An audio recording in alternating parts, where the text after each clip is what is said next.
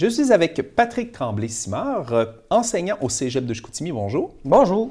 Alors, enseignant en quoi de base? En physique et géologie. OK. Puis vous êtes venu nous parler de Science on tourne, c'est bien ça? Exact, c'est exact. Science on tourne, c'est quoi? Ça n'a pas rapport nécessairement au cinéma. Quand on dit on tourne, c'est plus les machines qui tournent. Oui, il y a un jeu de mots, là, ouais. Non, Science on tourne, c'est un concours là, qui fête sa 27e année, je pense, cette année, ou 28e. C'est un concours qui est québécois, qui est national pour tous les collèges de la province, qui est organisé par le Centre de démonstration scientifique à Québec, au Cégep de Garneau. Fait que là, Science on tourne, cette année, à chaque année, se déplace d'un collège à l'autre pour la finale nationale. Cette année, ça tombe à être au Cégep de Chicoutimi. Fait que c'est une belle opportunité que le Cégep de Chicoutimi puisse accueillir cet événement-là, parce que c'est quand même gros, là.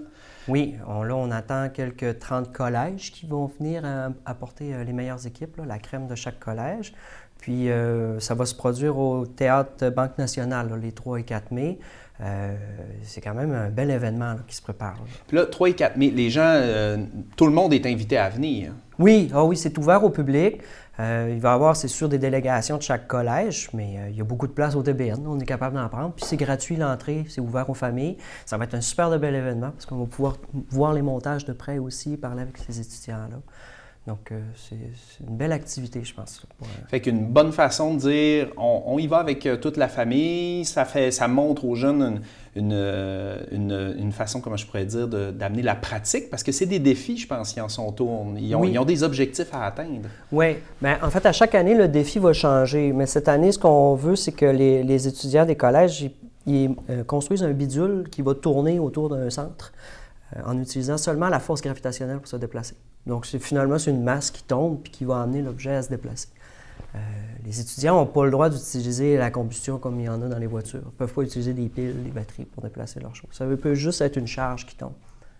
Fait que ce qui est intéressant, c'est que les étudiants ont à sortir un peu de la boîte puis à concevoir quelque chose de leurs mains, ce qu'ils ne sont pas habitués à faire. Puis ils doivent présenter ça devant le public, ce qu'ils ne sont pas habitués à faire non plus. Puis, suite à ça, bien, c'est comme une compétition où est-ce qu'on va compter le nombre de tours ou de quarts de tour que les étudiants vont faire ou leurs engins vont faire. Le temps que ça va prendre pour le faire aussi.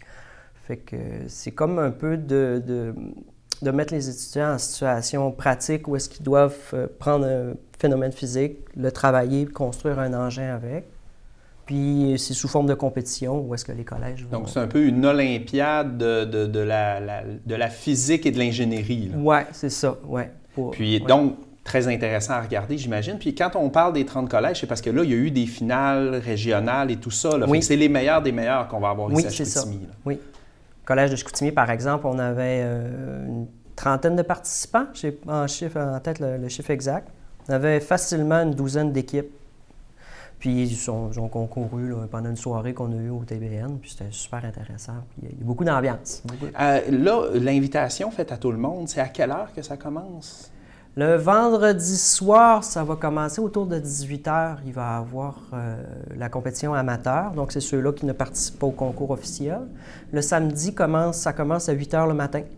Et puis, ça va se terminer en soirée. Là, après les finales, il va y avoir un gala aussi là, pour les remises des prix.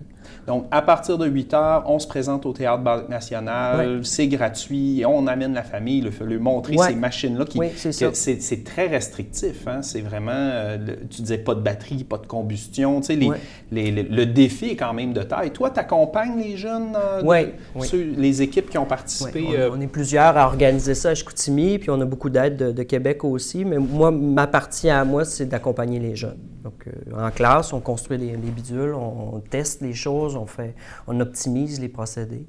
Après, ils ont un rapport à faire là-dessus, c'est sûr. Là. Est-ce qu'il y en a beaucoup que c'était plus complexe qu'ils s'attendaient quand ils se sont inscrits? Oui, c'est sûr.